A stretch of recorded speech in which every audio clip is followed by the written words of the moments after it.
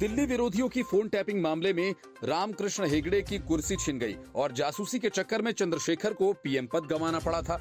दिल्ली जासूसी कांड की आंच लहकी तो तय मानिए इसमें अरविंद केजरीवाल की कुर्सी भी जलकर राख हो जाएगी।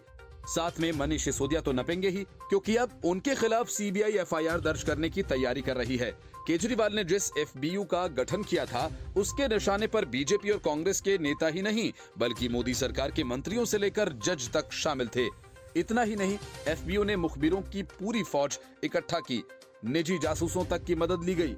इस यूनिट ने केजरीवाल को करीब 700 रिपोर्ट्स दी, जिनमें से 600 रिपोर्ट्स सिर्फ राजनीतिक लोगों पर थीं। इस खुलासे के बाद दिल्ली में सियासी भूचाल आ गया। बीजेपी ने अरविंद केजरीवाल के खिलाफ जोरदार प्रदर्शन किया और आरोप लगाया कि दिल्ली की अरविंद केजरीवाल सरकार उसके नेताओं की जासूसी करा रही है।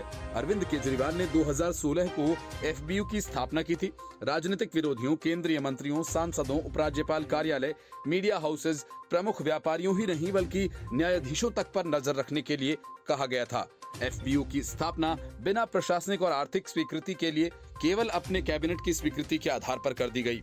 इस एफबीयू को 1 करोड़ रुपए का स्थापना फंड भी दिया गया और इसको सीक्रेट सर्विस फंड का नाम दिया गया।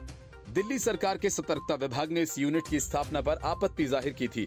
इस आपत्ति पर सितंबर 2016 में जब अश्विनी कुमार सतर्कता निदेशक बने तो उन्होंने एफबीयू से काम का लेखा जोखा मांगा, पर वे अपने काम की कोई रिपोर्ट नहीं दे पाई। इस बीच अगस्त 2015 में दिल्ली उच्च न्यायालय का आदेश आ गया कि दिल्ली के सभी मामलों में उपराज्यपाल सर्वोच्च होंगे। तब केजरीवाल सरकार को एफबीयू स्थापना की फाइल तत्कालीन उपराज्यपाल नजीब जंग को भेजनी पड़ी।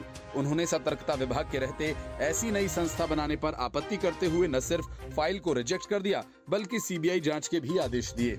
वीरेंद्र सचदेवा ने कहा कि सरकार ये बताए कि एसीबी एवं सतर्कता विभाग के होते हुए भी सेवानिवृत्त लोगों को लेकर एफबीयू की स्थापना क्यों की गई? इसका उद्देश्य क्या था? यदि इसका उद्देश्य राजनीतिक विरोधियों पर नजर रखना था, जैसा सीबीआई रिपोर्ट से भी साफ है कि इसकी 60% रिपोर्ट राजनीतिक थी। एफबीयू ने केजरीवाल सरकार को लगभग 700 रिपोर्ट्स दी थी। दिल्ली भाजपा नेता मनोज तिवारी ने कहा कि अरविंद केजरीवाल ने जनता की सेवा करने के नाम पर सत्ता पाई थी, लेकिन सत्ता में आने के बाद से ही वे सरकार की पूरी ताकत केवल अपने विरोधियों के खात्मे के लिए इस्तेमाल करने लगे हैं। जिन अधिकारियों की नियुक्ति जनता के हितों के लिए काम करने के लिए की गई थी, वे उसका दुरुपयोग कर राजनीतिक विरोधियों के खिलाफ साजिश करने के लिए कर रहे हैं। Report news of India.